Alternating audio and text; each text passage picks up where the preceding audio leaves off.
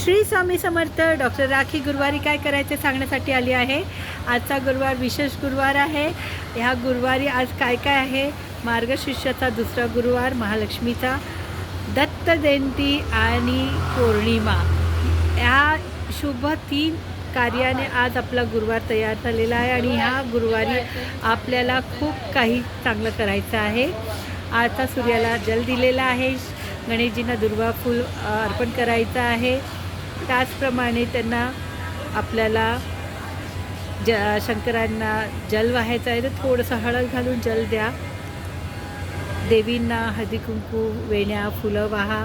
आज विष्णू भगवानांना तुम्हाला तुळस, विठ्ठल रुक्माईला तुळस, श्रीकृष्णाला तुळस अर्पण करायचे, पिवळी फुलं अर्पण करायचे, पिवळ्या काही प्रसाद, फळं वगैरे पण करा.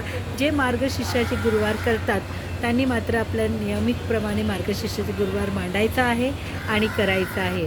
आज दत्त जयंती आहे, गुरुवार आहे, म्हणजे श्री स्वामी समर्थ, श्री साईनाथ आणि दत्त यांच्या मंदिरामध्ये, मठांमध्ये घरी जायला विसरू नका. त्यांचं दर्शन घ्या.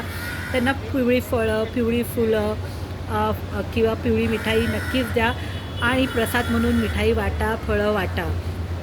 केळी आहे, गुरुवार आहे, त्याच्यामुळे केळीच्या झाडाच्या इथे आज दिवा लावायचा आहे, जल द्यायचं आहे. पिंपळेच्या झाडाच्या खाली आज दिवा लावायचा आहे, जल द्यायचं आहे.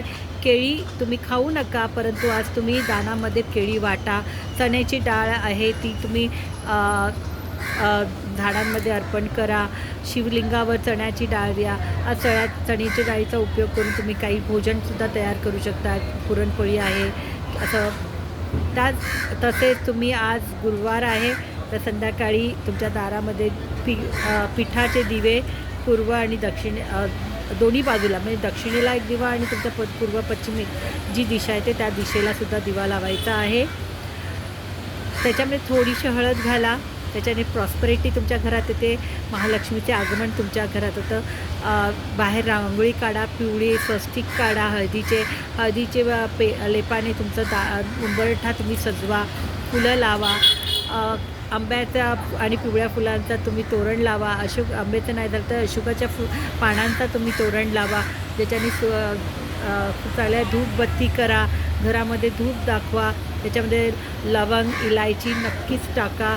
त्यात थोडे काळे तीळ, धूप, कापूर असं घालून तुम्ही तुमचा पूर्ण घरामध्ये लवंगसुद्धा घाला. त्याच्यामध्ये गोडामध्ये घरामध्ये आज संध्याकाळी न विसरता खीर बनवा. तांदळाची खीर बनवा. त्याच्यामध्ये थोडे केशर किंवा केशर नसेल तर थोडी हळद घाला आणि आज ती देवींना प्रसाद म्हणून दाखवा. घरामध्ये उपवास सोडताना प्रसाद म्हणून कुटुंबामध्ये द्या. जर रात्री असेल तर थोडी वाटीमध्ये घ्या आणि ती चंद्राला दाखवा. कारण आज पौर्णिमा पण आहे, तर चंद्राला दूध दाखवा किंवा खीर दाखवा आणि ती प्रसाद म्हणून खा. चंद्राला तुम्ही दूध, थोडी साखर आणि जल मिक्स करून अर्घ दाखवा. त्याची आरती करा आणि चंद्राकडून आपल्या आशीर्वाद घ्या. तर अशाप्रमाणे पौर्णिमा, गुरुदत्त, गुरुवार, मार्गशीर्ष अशा ह्या पद्धतीने सजलेला गुरुवार साजरा करा. शुभ राहा, शुभ बोला, शुभ विचार करा.